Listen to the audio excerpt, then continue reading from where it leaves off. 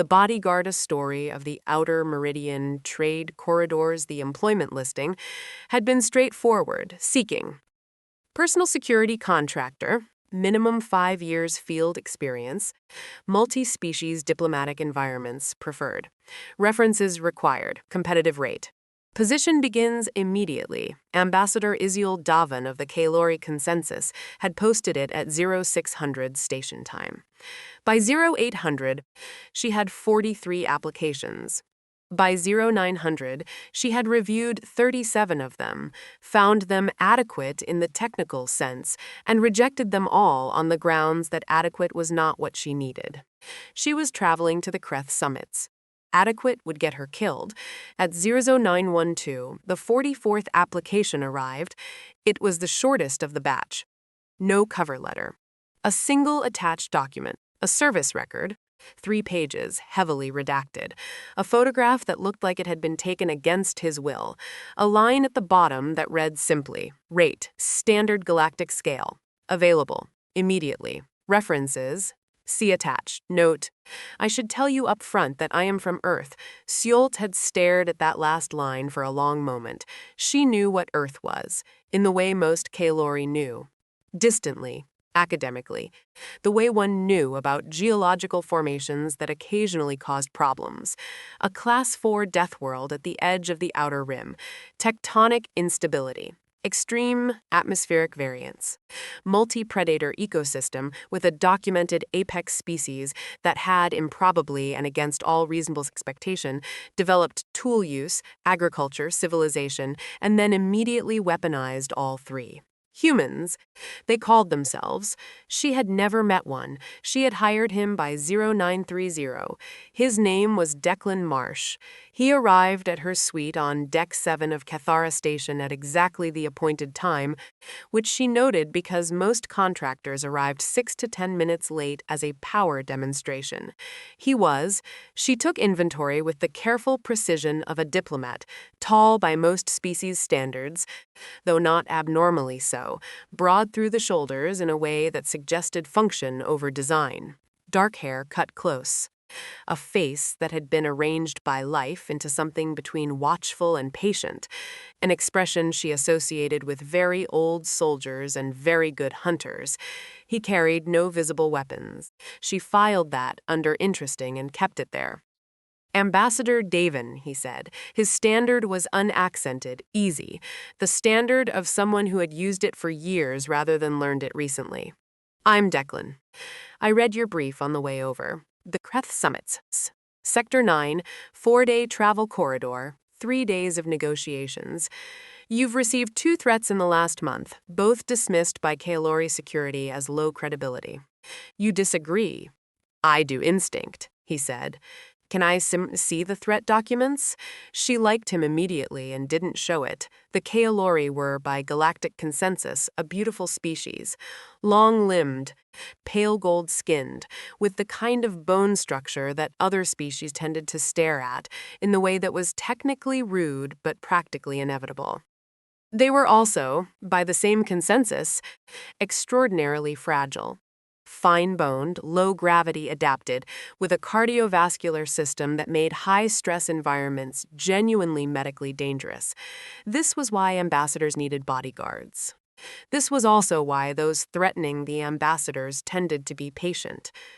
You did not need to defeat a Kaelori in a fight. You merely needed to arrange for the fight to happen at all. Declan had read all of this in the mission brief.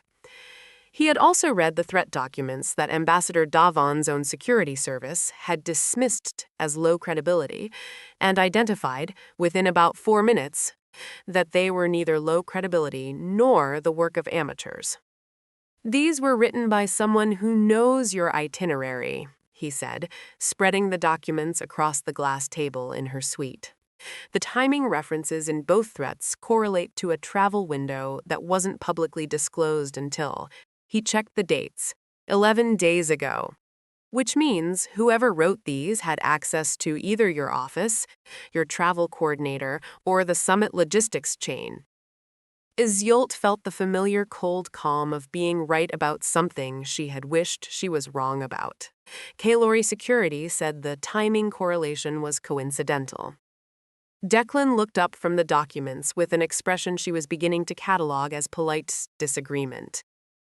Kalori Security, he said carefully, may not have read threat documents written by humans before. She blinked.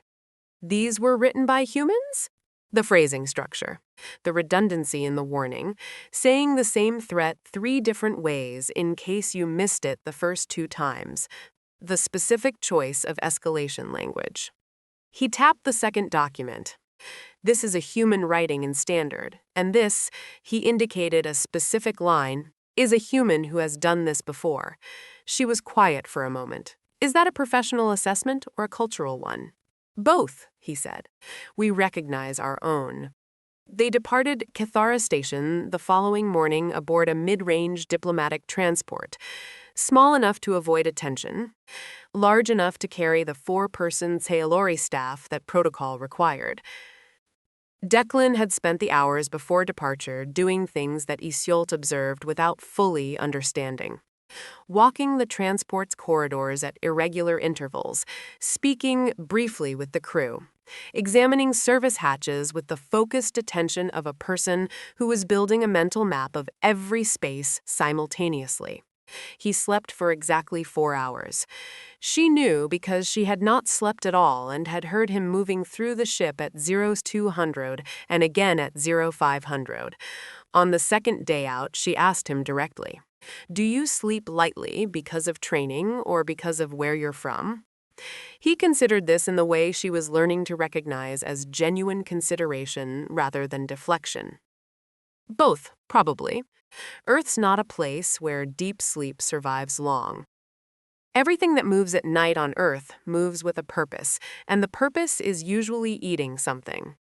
Your nervous system adjusts. The briefings describe your planet as a Class 4 death world.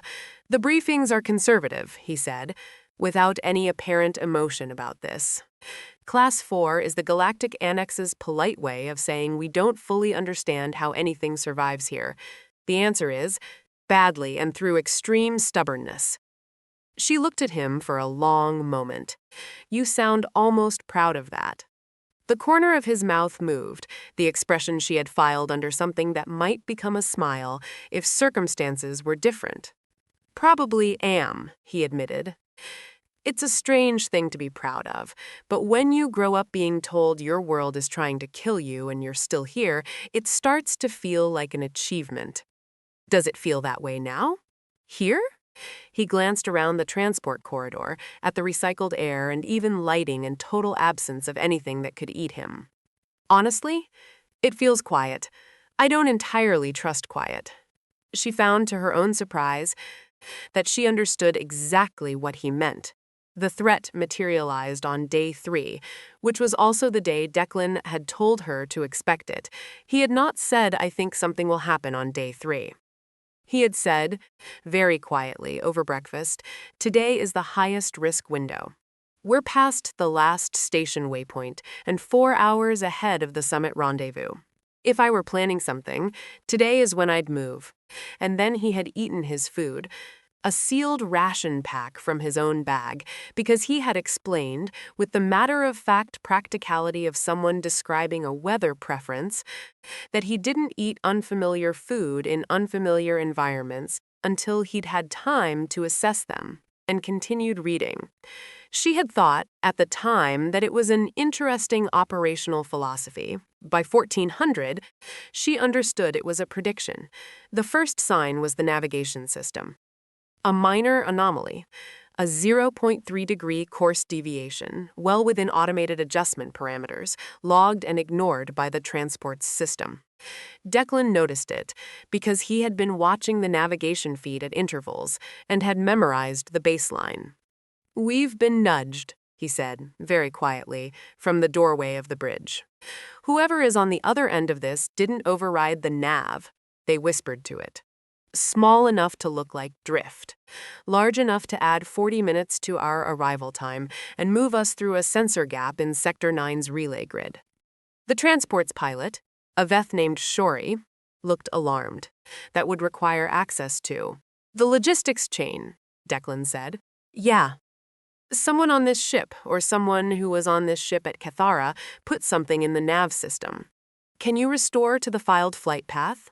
I can try. Don't announce it over the comms, Declan said. Just do it quietly. He turned to Yseult. The look on his face was not alarmed. It was the opposite of alarmed. It was the expression of a person who had moved from the abstract category of threat into the concrete category of problem to be solved. She found it, in the circumstances, deeply reassuring. I need you to go to your cabin, he said. Lock the inner door. The manual lock, not the electronic one. Stay away from the external wall. If I knock, I'll knock twice, then once, then twice. If it's one knock, don't open it. What are you going to do? I'm going to go find whoever is on this ship that shouldn't be. What happened next, Yseult experienced mostly through sound and inference. She sat in her cabin with the manual lock engaged, back against the inner wall, the lights dimmed. Her own decision, instinct overriding the urge for visibility, and she listened. There were 4 minutes of silence. Then, from somewhere in the service corridor 2 decks below, there was a crash. Brief, violent, definitively the sound of something structural failing suddenly, then silence again. Then another sound she couldn't categorize. A door, she thought, and then something slower, deliberate, then nothing. 11 minutes after she had locked her door, there were 2 knocks. A pause. 1 knock. A pause. 2 more knocks. She opened the door. Declan was standing in the corridor. His jacket was torn at the left shoulder. There was a cut along his forearm that was bleeding in the steady, untroubled way of a wound that hurt considerably less than it should. He was holding in his right hand a small electronic device, flat, dark, no larger than a communication tablet. Stowaway, he said. Used a maintenance hatch at Cathara Station. He's been in the service corridor since departure. He held up the device. This was going to deploy a navigational lock at the sensor gap. Taken in full, no further threat. She stared at him, then at his arm. You're bleeding. He looked at the arm with the mild interest of someone noticing a minor inconvenience. Yeah, he had a disruption blade. Caught me before I got around him. It's fine. The cut's clean and I heal fast. You should. I will, in a minute. He looked at her steadily. Are you all right? The question surprised her out of her next sentence. She took stock. Heart pounding. Hands steadier than she'd expected, mind running rapid assessments. Yes, she said. I am. How did you know he was there? You said 4 minutes. Smell, Declan said. She blinked. Smell. He'd been in that maintenance corridor for 2 days. Recycled air doesn't circulate well down there. I noticed it when I walked that sections last night. Wrong organic compound concentration. Thought it might be a system fault. Checked again this morning, and it was stronger. He said this with complete simplicity, as if it were an obvious methodology. Earth thing. If you grow up in an environment with a lot of predators, you learn to notice when the air changes. Your whole nervous system is calibrated for it. Yseult thought about this for a long moment.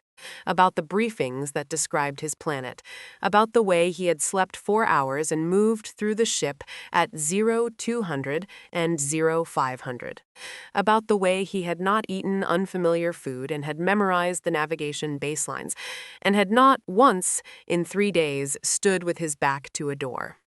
The Galactic Annex classified your world as a death world, she said slowly, but you came out of it. We all came out of it, he said. Every human alive descended from a line of people who survived every predator, every catastrophe, every famine and ice age and plague that a Class 4 death world could arrange, for about 300,000 years. He paused. That doesn't leave your biology. It doesn't leave your instincts. It just, he searched for the phrasing, comes with you. Everywhere, she was quiet. Around them, the transport hummed steadily back on course. Earth's distant descendant, standing in a corridor in the outer reaches of the Sector 9 approach lane, bleeding quietly from a forearm cut, having just protected her life with tools that no briefing had thought to include. "I should have been told," she said. "Not a complaint, an observation." "Told what?" "What I was actually hiring." The listing said personal security contractor. It didn't say 300,000 years of surviving the unsurvivable. He was quiet for a beat. Then the corner of his mouth moved again, and this time it completed the journey into something that was unambiguously a smile. Brief, genuine, the kind that appeared before a person decided whether to allow it. "Would it have changed your decision?" he asked. She considered it seriously, as she considered everything. "No," she said. "I hired you because your application was the only honest one. You told me what you were up front. You're the first employer who didn't strike that line from the record," he said. "Why would I strike it?" He looked at her steadily. "Most people see from Earth and recalibrate downward. Assume it means difficult or unstable or likely to cause a diplomatic incident. I recalibrated upward," she said. "That is why you're here instead of any of the 43 others." Something shifted in his expression. Not dramatically, not with any performance attached to it. Just a quiet, internal shift, the kind that happens when a person receives something they had not expected to receive. He looked at her for a moment longer than was strictly conversational. "Thank you," he said, simply, without deflection. The Kreth summits proceeded without incident.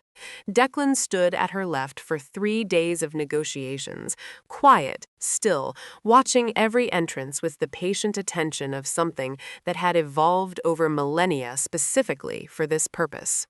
The Kreth delegates noticed him in the way that people notice something they couldn't fully categorize. One of them asked her, on the second day, what species he was.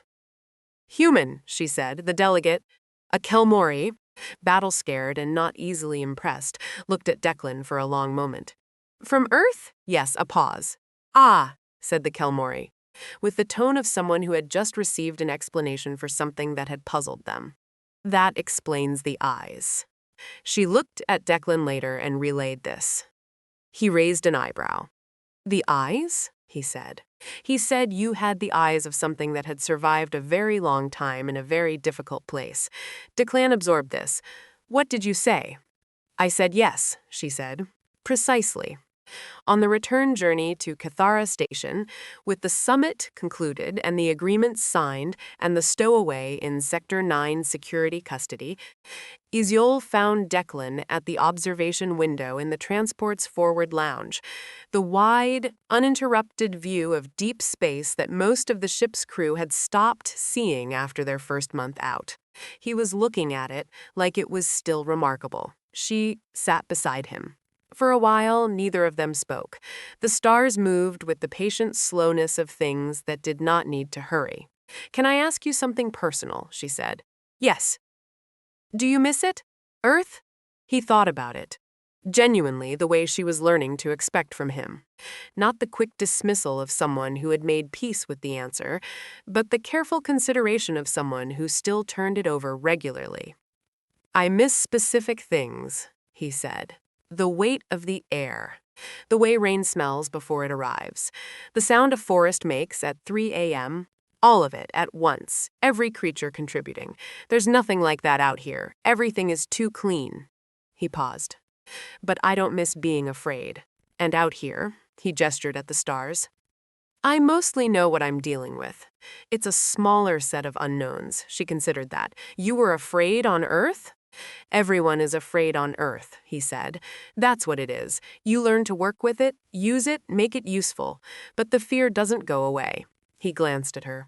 "The Galactic Annex thinks death worlds produce fearless creatures. They don't. They produce creatures that are very, very good at being afraid productively." Yseult sat with this. Outside the window, a distant nebula bled slow colors into the dark, crimson and violet and the particular blue that had no name in Kalori because there was nothing on her planet that color. Declan, she said. Ambassador. When the contract ends at Kethera, she said, I would like to offer you a permanent position as head of personal security for the Kaelori diplomatic mission, Sector 9 through 13. She paused. The rate is considerably above Galactic standard. The work is not always as dramatic as this week. Sometimes it is more so. He was quiet. You don't have to answer now, she added. I'm not hesitating, he said. I'm just. He seemed to search for the word, making sure I'm reading it correctly. You're not offering me the position because of this week. No, she said. I'm offering it because of day 1. When you sat down at my table and read the threat documents before I asked you to, and told me up front exactly what you were, and didn't perform certainty you didn't have. She looked at him evenly. Competence I can evaluate. Honesty is rarer. The stars moved outside. The transport hummed. Yes, Declan said. I accept. She nodded once in the way that Kaelori signified something settled, and then, because she was a diplomat and he was a soldier from a planet that had spent 300,000 years making itself into something capable of surviving anything, and because they were sitting at a window watching the universe in companionable silence, and that was in itself a remarkable thing, she said, Tell me more about the rain. And he did.